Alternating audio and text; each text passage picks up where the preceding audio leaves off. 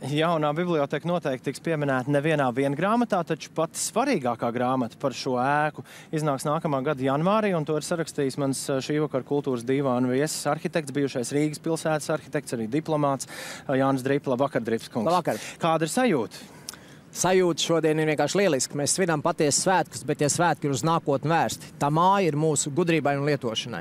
Okay, jūs varētu teikt, ka šo ēku pārzināt, esat otrais cilvēks, kurš viņu pārzina vislabāk pēc Gunāra Birkerta? Negribētu pretendēt ne uz pirmo, ne uz otro. Pirmais noteikti ir Gunārs Birkerts, bet es esmu patiesi gandarīts, ka Gunārs ir lūdzis man, tāpat kā Andris Vilks, rakstīt grāmatu par šo ēku, un es tiešām ceru, ka tā būs lieliska grāmata un lielisks tāds reprezentācijas žests iepratim mūsu kolēģiem tuvu un tālu. Bet grāmata ar to mēs domāju, pavisam noteikti tālu. Tas būs kārtīgs albums, kurā būs arī ļoti daudz bildes par to, kā šis viss process gāja. Bildes noteikti vairāk kā teksta, absolūti. Garlaicīgi nebūs.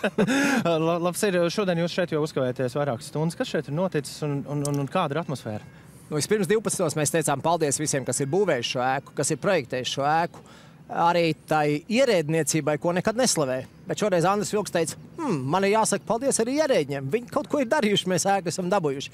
Un tad bija vēl viens tāds pasākums, ka mēs runājām uz valsts amatpersonām. Kad Andris Bērziņš, Solvita Aboltiņa, Laimdots Straujumi teica paldies, mēs esam izdarījuši kopā labu darbu.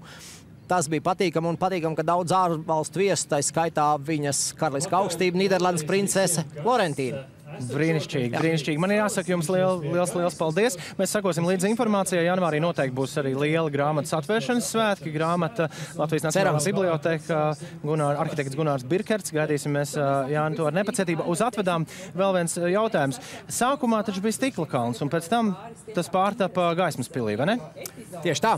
Tā metamorfoze ir notikusi. Ir vēl viena. Bet pretrunu tur nav. Ir vēl viens interesants fakts. Tad, kad sāka būvēt šo bibliotēku, Studija Rīga sāka darbu pie Raiņa Lūgas Zelta zirgs animācijas filmas. Rainiskā sākotne te ir pilnīgi noteikti. Darbs ir beidzies vienlaicīgi ar jaunās bibliotēkas atklāšanu.